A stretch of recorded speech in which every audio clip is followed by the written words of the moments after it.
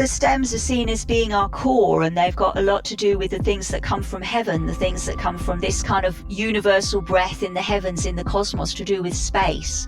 This can be seen as a way of treating somebody in a way that is beyond the physical level, if you want.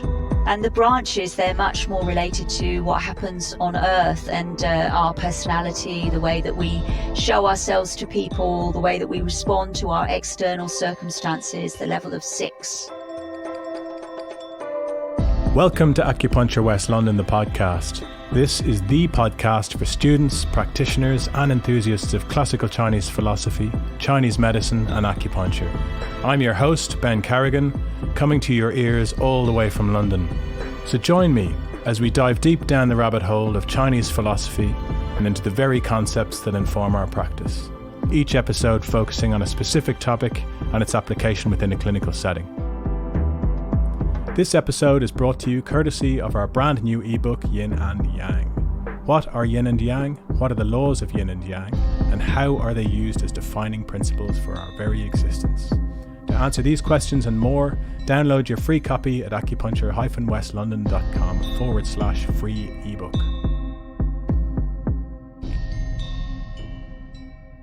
Welcome back to part 2 of my conversation with Deborah Woolf. In part 1, we've already been speaking about all things numerology, heaven and earth, Wu Yun Liu Qi, or stems and branches. If you haven't already listened to part 1, I suggest you go and check it out. Okay, without further ado, let's get straight into part 2. Enjoy. When we talked about 5 and 6, I used to get so hung up on the fact that you have 5 being heavenly and 6 being earthly.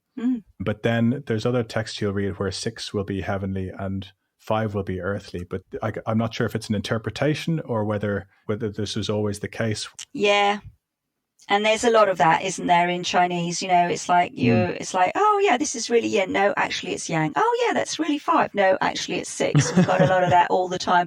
There's a load of Nanjing chapters, I can't remember which ones, where they play quite a lot with, there's 5 Zhang and 6 Fu, there's 6 Zhang and 5 Fu, you know, there's all that kind of stuff. And then of course there's the extraordinary Fu chapter, I think it's Suen 11 maybe, where it talks about there's the normal Fu and there's the extraordinary Fu, and there again they say there's 5 normal Fu and 6 extraordinary Fu. So this whole sort of 5 and 6 thing is in my understanding is totally core to Chinese medicine. I mean, I actually don't think that you can really understand Chinese medicine or practice effectively unless you can see that there are it's always this interplay between something to do with 5 and something to do with 6.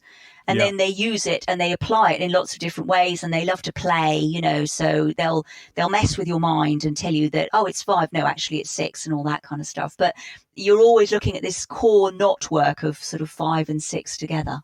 So when we talk about 5, where we have 5 elements on 3 levels, we have Yi, which we haven't discussed, which comes from Qi Shu, where Yi is considered oneness. Yeah. And then we have Yi, which gives rise to Xian, which is 1. And then from that, we have the 5 archetypes of the 5 elements in heaven, which are Yuan for wood, Heng for fire, Li for metal, and Zhen for water. But when we talk about Xian, which has an earthly quality in the heavens, are we talking about, because obviously with the number 4, say, and maybe they shouldn't be put together, we're talking about the creation of 4 directions. Are they kind of similar concepts that work together, or are we talking about something entirely separate? I think what you're talking about there is you know, really where this whole idea about the archetypes of the 5 elements of the 5 phases come from. And you know, what you're talking about is the idea of 4 and 5. Yeah. Just like before, we said that, you know, you can't have 2 without having 3 immediately. And it's also very, very similar that you can't have 4 without having 5, because the moment you have 4 directions, then you also have a cross shape, and in the middle is the earth.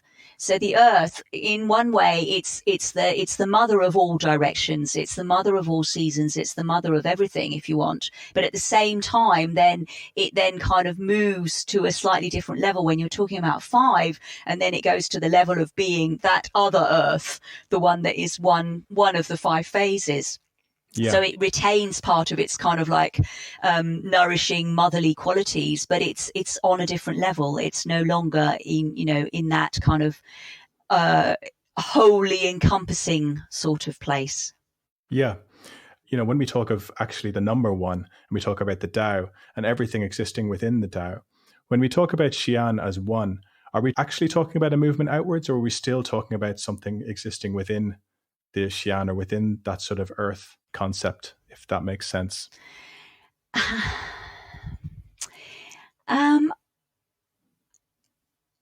Well, Tian is actually the name of the heavenly, the heaven hexagram or the heaven trigram.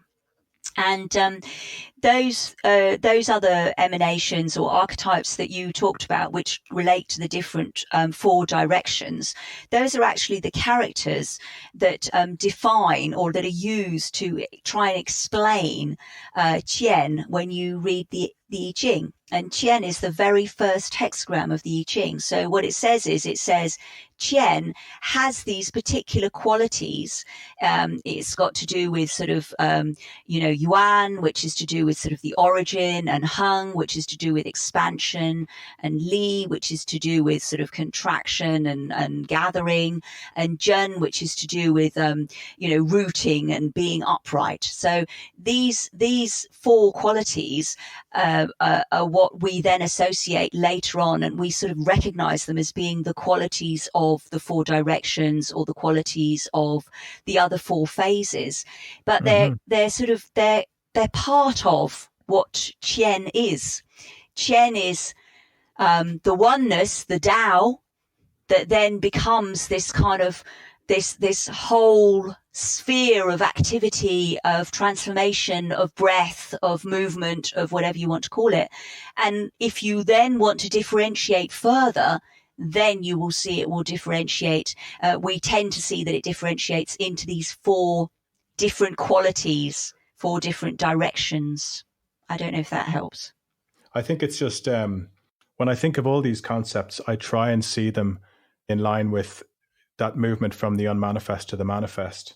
And so, like we see Heng as the fire, Qian as the center of earth, and Zhen as the water. We're talking about fire, earth, and water, and yang, qi, and yin. So I kind of always try and look at that in the body as, obviously, if Qian is the earth in the center, we're talking about the stomach and spleen or postnatal qi once we get down into the human body. Yes, there's definitely movements of transformation from unmanifest to manifest. So we can make those correlations. And that's why, I always talk about resonance, because I'm trying to say that resonance that you have in the heavens that is Heng, which has got something to do with what happens in the south and in summer, and with the planet Mars, and all that kind of stuff. That resonance is going to be the same resonance that is going to be related to the heart. It's going to be the same resonance that's going to give me all those other correspondences that I have to the fire phase, and the tongue, and the mai, and the blood, and do you see what I mean? All that stuff. It's all part of the same resonant story, if you want. Yeah. So we've talked about Li, Qi, Shu, and Yi, and then giving rise to Qian, and then we've talked about the expansion out into the 4 directions, and then the Zhang Fu, where we have that transition from 5 to 6. Where the pericardium, the 3 heater being postnatal. So at birth, we have these suddenly, our Jingluo system, our channel system starts functioning, because before birth we don't need to use that. Before birth our mother is doing all the sort of circulation. She's bringing us oxygenated blood and getting rid of deoxygenated blood, and all that sort of stuff. So it's not a problem. We don't need that. We're just busy making our 10 organs, our 10 basic Zhang Fu organs, and then the moment we're born, at our first breath and our first suckle, then suddenly our channel system starts functioning. And this is the moment that time starts, because up until then, we were in heaven. We weren't, time doesn't start for a human being, for a human lifespan, until the moment of birth. Of course, yeah. So that's space being heavenly and related to the stems, and then time being earth and related to the branches. So suddenly we have the branches, and we have the idea about time, and the time. Suddenly we're on Earth, so we're looking at what happens on Earth, and what happens on Earth is if you want, our biosphere. So we're looking at the climates, how things change in a much more sort of close to us way. We're affected by, like today, it's very grey and I'm feeling a bit down, and all that kind of stuff. Or it's sunny and the sky is blue and I love the sun, all those kind of things. So the climates. And then also, we have this idea about flow, because up until the moment of birth, we don't have our own flow. Actually our lifespan is measured by, this continuous flow.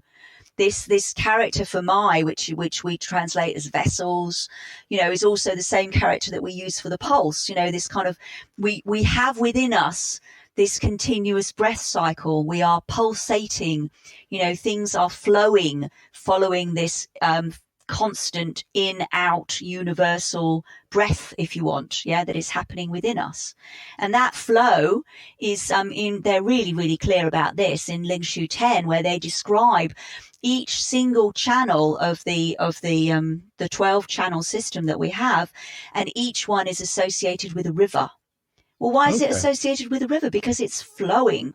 And each different river has a different quality, just like, the one that is the river that starts, the source of the Seine, is going to give that imprint, that Seine river, with a different quality to the source of the Thames, which is going to flow in it's going to have different water. It's going to have a different way of flowing, a different breadth, more blood, more qi, more water, more flow. Do you see what I mean? That kind of thing. Absolutely. So Ling Shu 10 describes the flow of the rivers exactly as what we call the channels in the body. So when we talk about time, when we talk about the earthly branches, we're talking about channels. Yeah. Okay. So it really comes down to those concepts of what's exterior manifesting within, which are all concepts I think all acupuncturists are aware of, but stems and branches really is that on another level, I suppose. It's resonance. It's to do with the fact that, we're not just humans. We are, the physical manifestation of constant interaction between heaven and earth. And you see that in our channel system. Why do the yang channels start in heaven and move towards earth, and the yin channels start on earth and move up towards the heaven? Yeah. It's following this, order and principle. The heavens initiates and the earth responds. The heavenly stems initiate things, this kind of like trunk, this stem of heavenly stuff that comes to earth, and the earth responds with the branches, which is to do with time and flow and the channels. Okay. Yeah, it's so interesting. So is there anything in terms of reading that you would recommend, particularly for people who are starting out in this, because they're probably passing out from my talk of Yi and Xian, or anything that would be good for sort of getting a basic introduction? Oh, Ben, I wish. I know.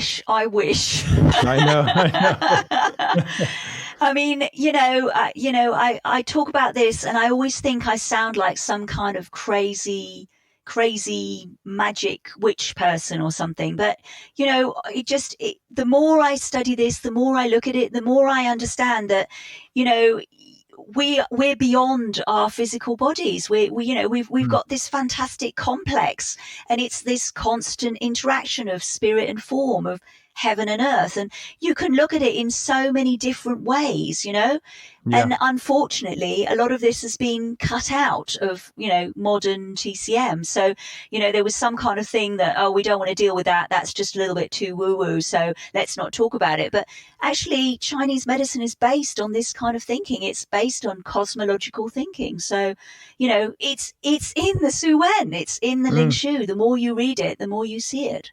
Yeah, I really resonate with that, because in the same context, I guess you could say from a Western perspective, you can't define consciousness. So we don't know where we come from or how we're actually here. You can kind of say, oh, well, maybe there's some, electrical impulses in our brains or whatever, but that doesn't really define us as people. But, from the Chinese medicine model, we talk about the Shen, the void of the heart and making space for the Shen, and the Shen and the blood, the relationship between the two, and then our Po and Hun and all of this. And so it is the Yang, the Qi and the Yin. It always comes back to that three, where you have spirit and substance or form and that movement. Absolutely. And that joining of heaven and earth, that joining of spirit and form is what makes us at the very beginning, Jing Shen, just like they describe it in, Ling Shu 10, I think it might be, or maybe it's before then. I can't remember. Probably made a big mistake there, but this kind of joining of, Jing and Shen, it takes two Jing and it takes two Shen, and, they come together, and then you have that, this kind of like possibility of life, and then life is confirmed when, the Shen comes in, and suddenly there's the quickening and all this kind of stuff. And then this joining of heaven and earth, the Jing and Shen, and then you born, and then you have the Qi and, the movement, the circulation, the flow, and you're constantly ruled over by this movement between heaven and earth through our channels, and that happens over a lifespan, and that lifespan is your Ming, as of your Ming men. It's your mandate, it's your heavenly mandate. It's something I've really resonated with, because like we spoke earlier about, I didn't think that I would resonate with the philosophy of Chinese medicine, I guess because anytime people use the word heaven, I kind of shy away from it a little bit. Me too.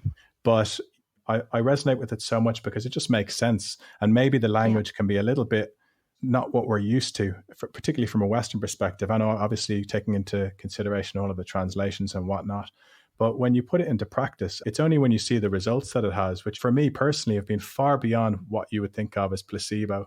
Absolutely. And you have people who would abuse you on Twitter saying you're a witch doctor or something, and that's fine, they can do that. But I can't deny that some of the treatments that I've given people have just blown my mind. Absolutely. These principles. I totally understand why we practice acupuncture. There is no way that I'm ever really going to, be sure about anything, I'm afraid. That doesn't work for me at all. I am in constant practice, and I'm always being informed by what happens, by looking at what people turn up for treatment, looking at how best can I do this. And I feel like I'm constantly walking this tightrope, trying to sort of, really do my best, and at the same time feeling like I'm never going to be able to do this because it's just so vast. Who am I? I'm just some kind of tiny little ant who's kind of crawling along here doing the best I can. Yeah, I mean, you'd need lifetimes, wouldn't you, to get through all this stuff? Absolutely. And then it's, and like I said, I don't like the word context, but it is really about context as well in so many instances. Yeah. So the last question I just wanted to ask you really was, when we talked about heaven, earth, and man within stems and branches, often people talk about treating at a hereditary level or an emotional level or a physical level. So is there anything that you can help to sort of clarify that a little bit? Well, because the stems are seen as being our core, and they've got a lot to do with the things that come from heaven, the things that come from this kind of universal breath in the heavens, in the cosmos, to do with space, then this can be seen as a way of dealing with or treating somebody in a way that is beyond the physical level, if you want. Yeah. And the branches, they're much more related to what happens on earth, and our personality, the way that we show ourselves to people, the way that we respond to our external circumstances, the level of 6.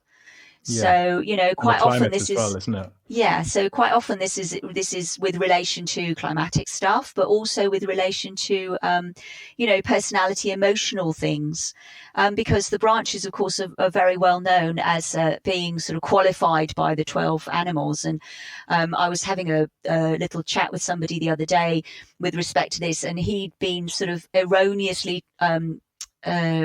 being told that the branches were the animals. And so he was kind of saying, well, I don't understand though, but how, when you're talking about this, you're not really talking about the animal. And I'm like, no, I'm not. This is like a simplification, a sort of an anthropomorphic sort of situation where, what was a branch, and all that's attached to it has suddenly only become the animal characteristic, and actually there's an awful lot more to it. So there you could be looking at sort of treating more at an emotional level, at a personal level, personality, whatever, something like that. And then when we're treating on the man level, that's more of a physicality. Yeah, this is your standard, this person's much more of this kind of shape, and, physically I can see that they've got these kind of problems, and so I'm going to treat them at that level. And, if you want, you could look at that, the idea that you see in the Huangdi Neijing, where they talk about the lower practitioner, the middle practitioner, and the higher practitioner. So you could think about trying to look for the mechanism, and looking for the mechanism in many ways is looking for the thing that just unblocks the whole system, just makes, like one thing that makes everything function optimally, rather than just, I've got a problem with my shoulder, so I'm going to treat the shoulder. Yeah. I mean, it comes back to the spirit and form thing and the yang, qi, yin thing again, doesn't it? So absolutely. It always comes back to three, which I love about it, Yeah, when I was in the first year, the first year a Chinese medicine essay was to write about the number 3, actually. And I thought, in retrospect, I think that was a very good idea. Yeah, absolutely. Although at the time I tore my hair out in distress. I can imagine. I had a few of those situations myself, whereas you think you're going to put a ring around something and go, okay, well, this is manageable. But then you just read more and more, and then you just go around in circles. Yeah, I easily do that a lot. I know. I've got some grey hair now since I finished at ICOM. So there. Yeah, I sprouted quite a few when I finished as well. Oh, thanks so much, Deborah. I've really enjoyed talking today. I think we've covered a good bit without breaking people. Just in terms of CPDs that you've been doing, you did one last weekend on the Zhang Fu, and I think that was the 3rd of a series. Yeah. I heard that went really well. Do you have anything else coming up, or anything that you have in the pipeline? Well, I completed this 3-day thing that ended up being on Zoom. So that was my very first live online experience teaching, which was quite bizarre.